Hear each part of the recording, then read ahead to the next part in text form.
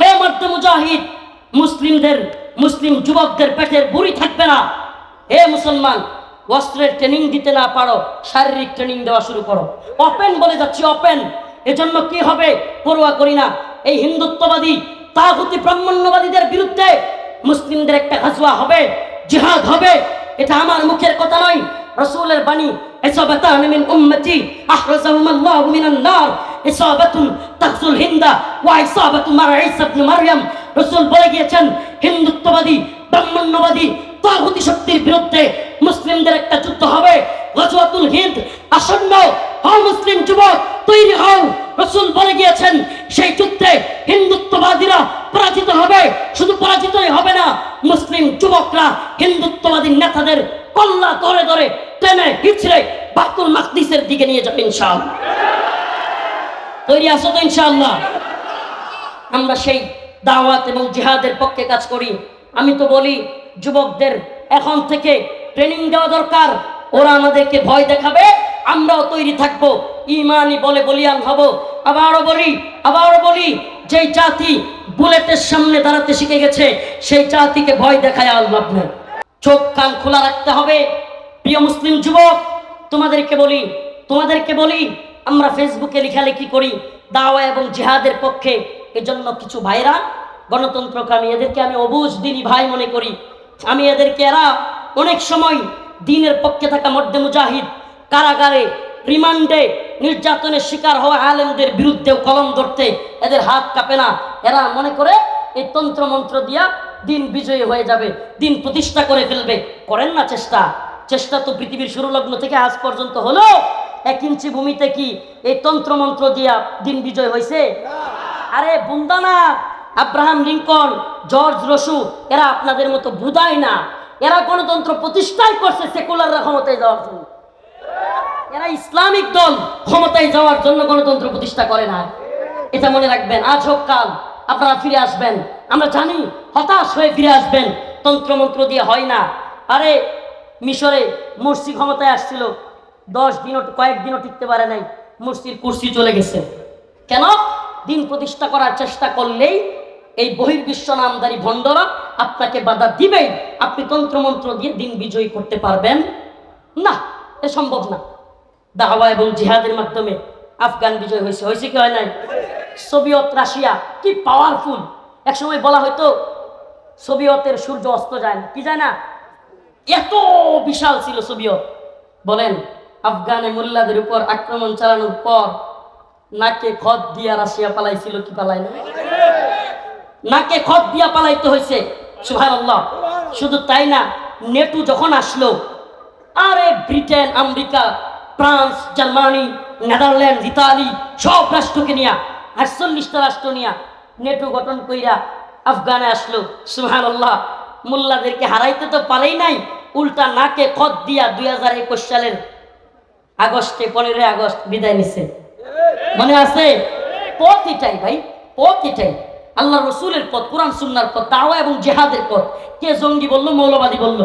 আরে ভাই, নেতানিয়াহু ভুটের ভাষা বুঝে না, এই মোদি ভুটের ভাষা, সিলের ভাষা বুঝে না, এরা বুঝে তরবারির ভাষা। এই নেতানিয়াহু, এই হিন্দুত্ববাদী তাগুতি মোদি সরকার, এই সমস্ত জালেমদেরকে থামাতে হলে অবশ্যই আমাদেরকে অস্ত্রের ভাষায় বুঝতে হবে।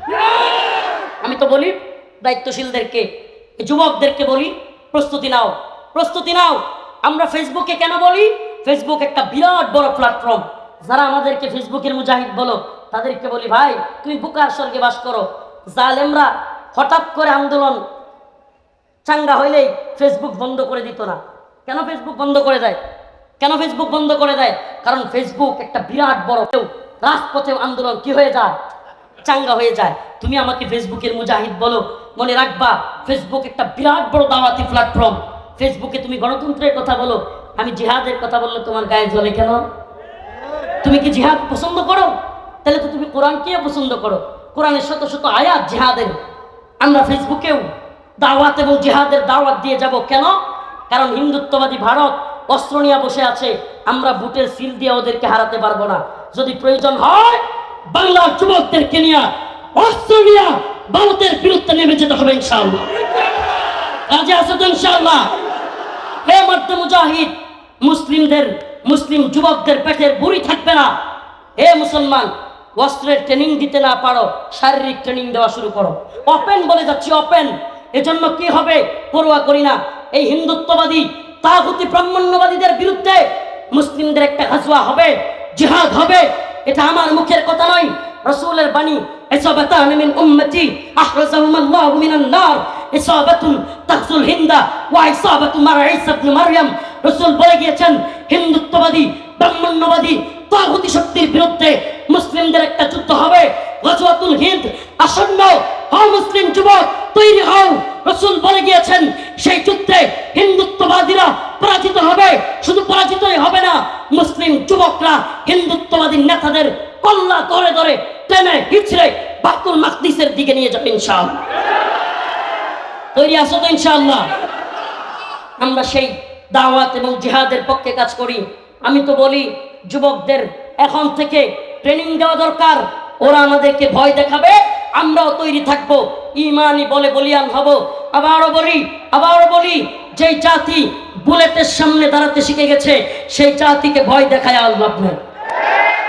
আল্লাহ পাক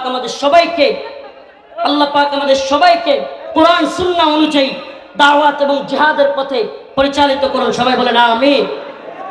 এরপরে আরো আলোচক রয়েছেন বাংলাদেশের একজন বিখ্যাত কারি, আমার খুব ভালো লাগে যার তিলাওয়াত, প্রিয় আসাদ ভাই আসছেন আজকে আপনাদের সামনে।